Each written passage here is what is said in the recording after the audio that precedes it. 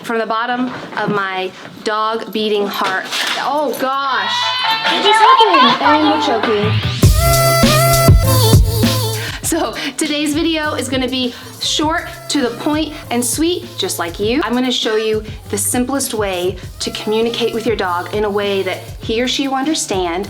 I've been doing this with my puppy quite a bit, and it has been a game changer. You want a way when you're working with your dog to be able to communicate to them in the most effective way that they understand that you approve of what they're doing. You can reward obviously through praise, through affection, through giving them toys. So those are all great ways to show your dog that what they're doing is right and to reinforce positive behavior. But there's one more way that has actually been the most effective way for me, and that is using a marker word. If you have heard of or actually do clicker training, where you use a clicker to reinforce positive behavior, this is a very similar approach to that.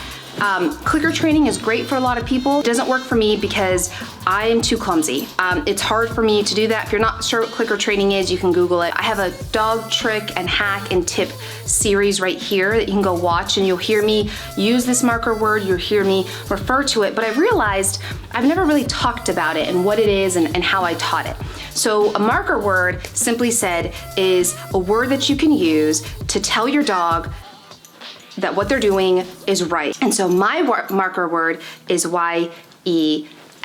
I simply say that word when I want my dogs to know that, hey, you did a good job, good boy, woo! I've been working a lot with my new puppy, Finnegan, on basic obedience and dog tricks and things like that. Now he's still a baby, he's barely 4 months old, so we still have a lot of work. But what I did, come here, Fin, is when he does something the right way, I immediately respond with my marker word and immediately reward. Again, rewards can be in the shape of raw, fresh food that they enjoy, maybe some apples, things that really get them jazzed up. If you do feed kibble could be used, soft treats that aren't too full of sugar if possible, toys, reward, and just general like, yeah, good job, right? Like those are ways that you can do this. Finnegan, sit. Yes, good job. Now, in the beginning when you're training this, you need to reward with the treat or the praise or the toy or whatever gets them jazzed up right away every single time that you use your marker word. Finnegan, down. Yes, good job. And you can follow with, yay, good boy, yay. And so you do that enough times. I'm talking months worth, maybe even a year. They are going to associate that marker word with positive feelings. So every time you say that, they're gonna be like, wow, I did a good job, and they're gonna feel good. Finnegan, sit.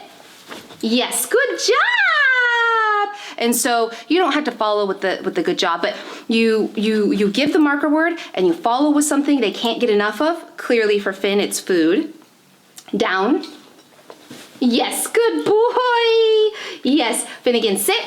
Yeah.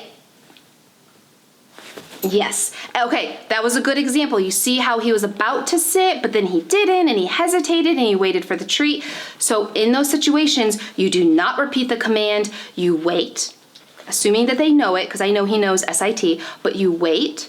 As soon as he does, YE, right? And so now you'll see that he's trying to offer me different behaviors that he's been rewarded for.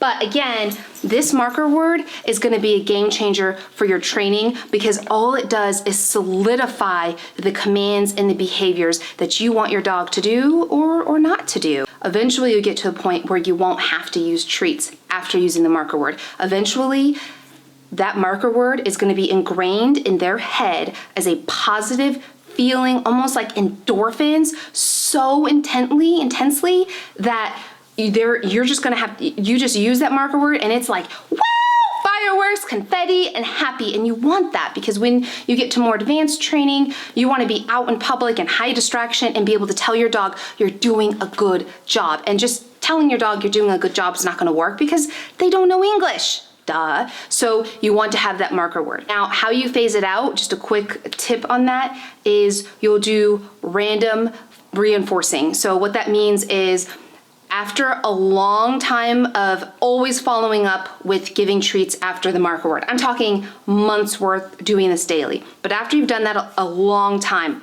eventually you get to the point where you can say the YES word or the marker word, and only maybe every second, third, fifth, first, second, eighth random time you give rewards. And eventually you won't have to do the treat to follow or the toy to follow. You can just use the marker word. But that's down the road, and honestly, in my experience, not a professionally dog trainer, but in my experience, the longer that you follow the marker word with like a treat or something that they love, it'll just make it more powerful. So I hope you guys found that helpful. If you use clicker training or a marker word or something a little different, please comment below. I am all about learning new techniques, new methods, because I am going to be an evolving, always improving dog mom AF, because this little guy, he's worth it. So are my foster dog and my dog. They are worth the effort of learning. So share your ideas below. Thank you so much. If you love this video, don't forget to smash that like button, because it does help bring awareness to our mission to save all the damn rescue dogs. And I hope that you guys have a beautiful